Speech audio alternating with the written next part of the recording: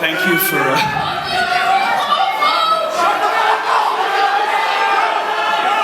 That's very strange. Please, thank you for your enthusiasm. Thank you for your enthusiasm. If we could get on with the show. Thank you.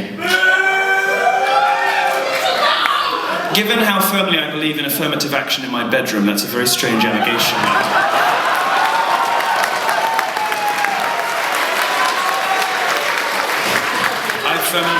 I've taken some time out of my busy schedule, being fabulous and doing my hair, to prepare a speech for you. Well, a few remarks, really. Feminism is cancer. Thank you very much.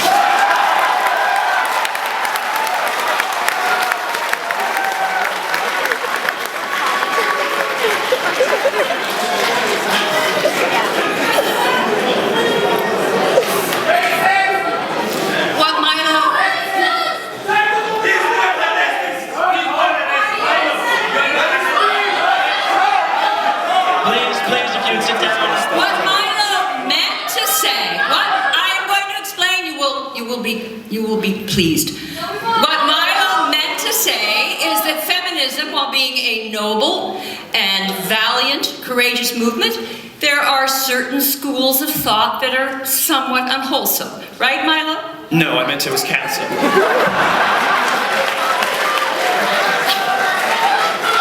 right, I am here to provide some adult supervision.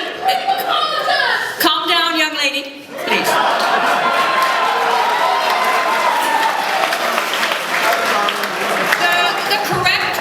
The correct word for contemporary third wave campus feminism is not cancer, but madness. Utter madness.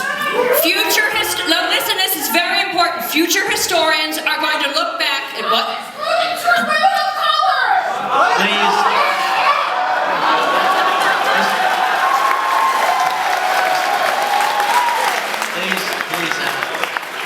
Future generations will look back. Okay.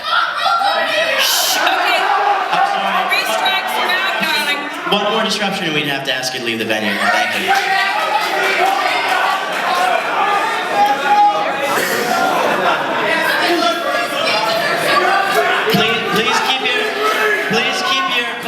Please keep your comments to the Q&A section. Thank you. Okay.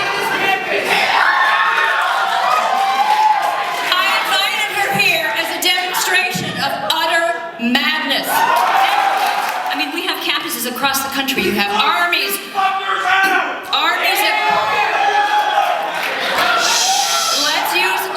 Let's use our quiet voices, please.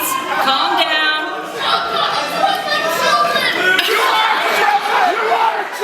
Stop acting like a child, and I will. So.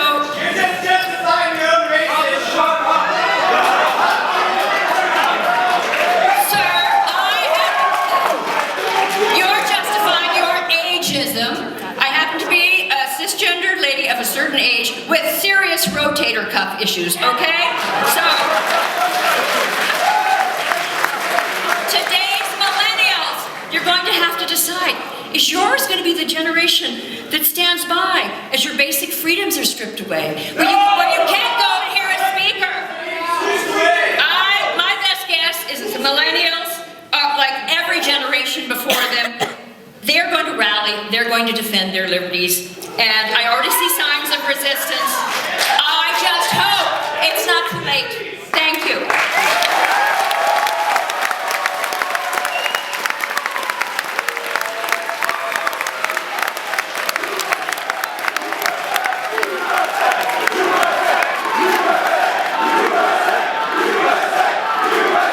Please. Mr. Crowder, if you'd like to make your opening.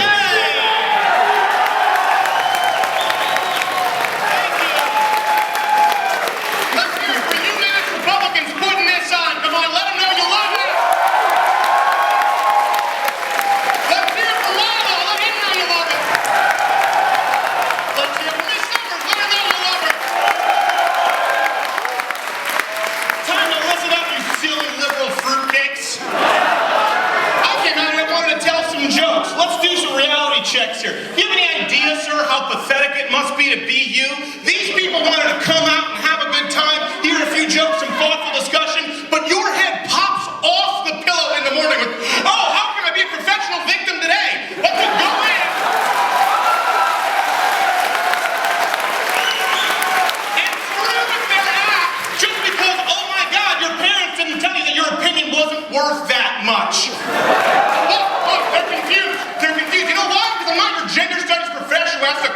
to your trigger warning microaggression safe space bullshit. I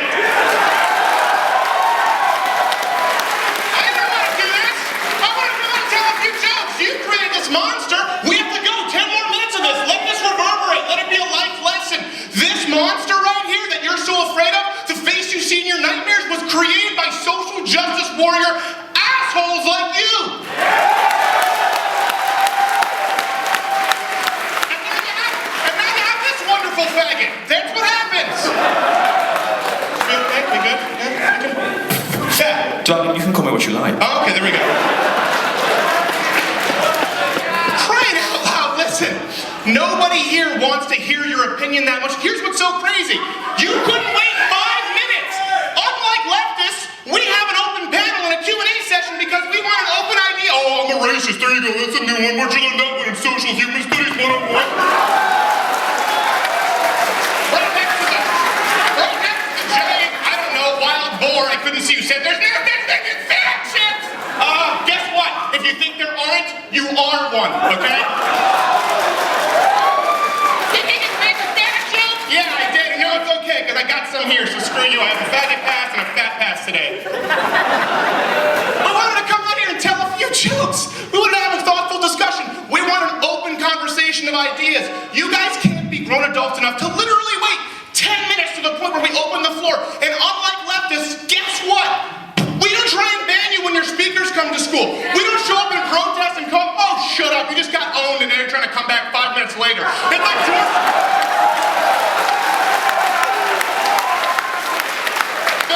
oh, they're running out of you, George Costanza, you androgynous little amoeba. By the way, the opinions you're yelling out, they're not even your opinions. They're your opinions from your gender studies professor, and the really reason you picked it was because you thought it was your best chance at getting laid. You just decided to walk on in to try and pick up chicks at the San Francisco retread pot-smoking drum circle, only to realize that your very glance in the direction of a woman causes a barren womb.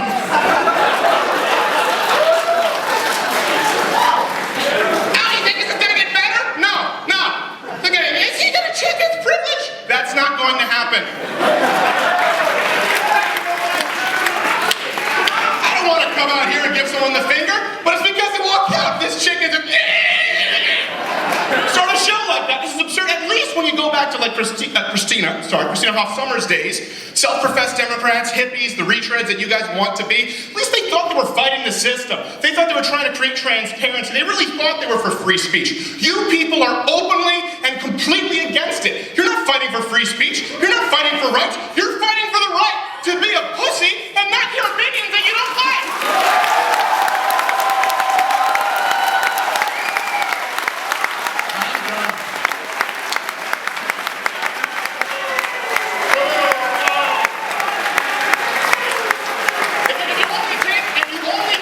One piece of advice from this, okay? Please, sincerely, don't be an asshole your whole life. At this point, we'd like to move into discussion portion. So, as we stated earlier, tonight's topic is political correctness, or as many are calling it today, the regressive left. It's a very large topic, but let's just begin here. In each of your own words, how would you define political correctness? Well, political...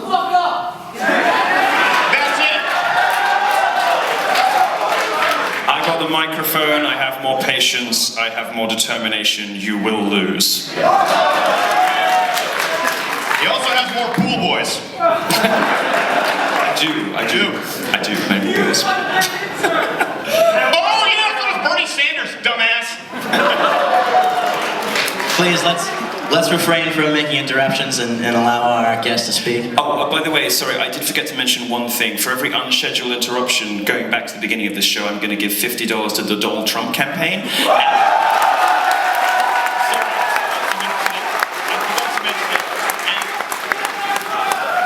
And $50 to the Yiannopoulos Privilege Grant. So thank you to the interrupters. The interrupters are helping to send white boys to college, so thanks so much.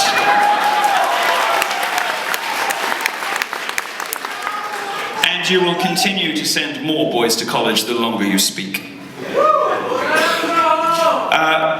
Political correctness differs from etiquette and politeness in a couple of obvious ways. Etiquette is the way we all navigate one another. It's the way that we have learned to interact, to successfully negotiate social and professional situations with people who didn't grow up with our exact worldview and background. So we have a system of etiquette to enable us to do that.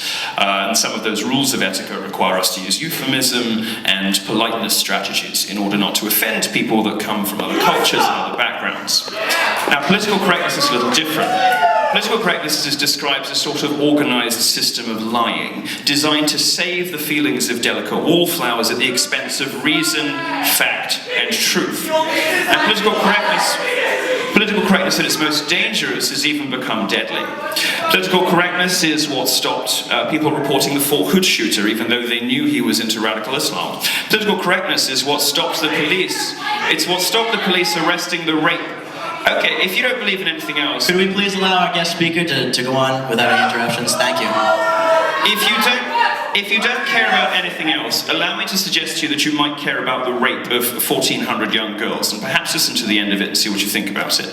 Political correctness was what prevented, or at least retarded, the police and the government from arresting Pakistani rape gangs in Rotherham in the UK. Over the course of 10 years, these familial Muslim rape gangs raped 1,400 young girls, and they weren't stopped, even though the police knew what was going on, because of political correctness, the fear of being seen as racist.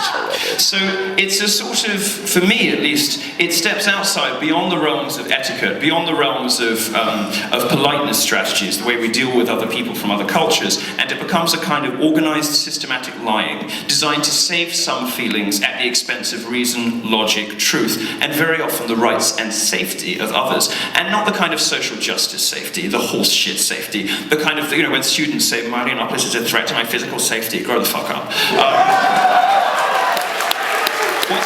What's threatening your physical safety? Are you worried I'm going to drop some pearls and you'll trip over them, you fucking idiots? No.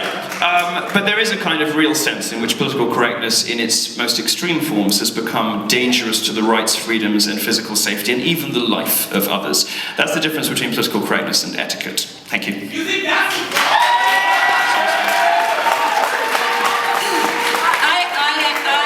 I think that there are parts of political correctness which are legitimate, and there have been things that people laughed at, and then later I thought they were right. There are certain expressions and things that are hurtful, and you learn about it, and you're a considerate person.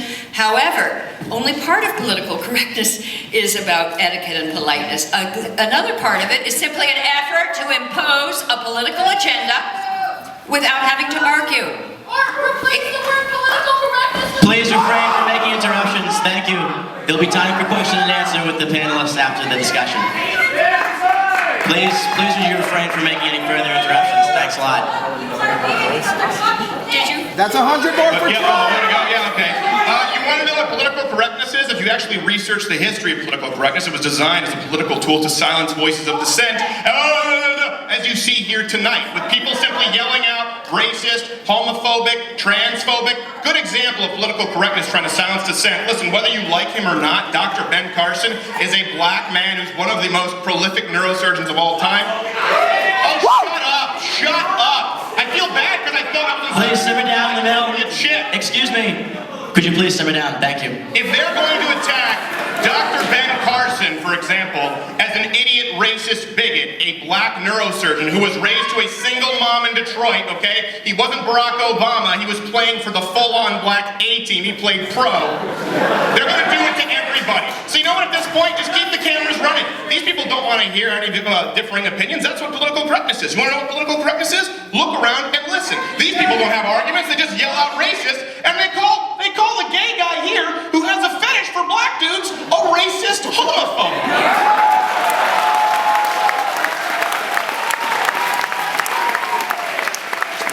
I gotta tell you, Sorry, I wasn't revealing anything there. I don't know why Black Lives Matter even protest me. I've got more black in me than they do.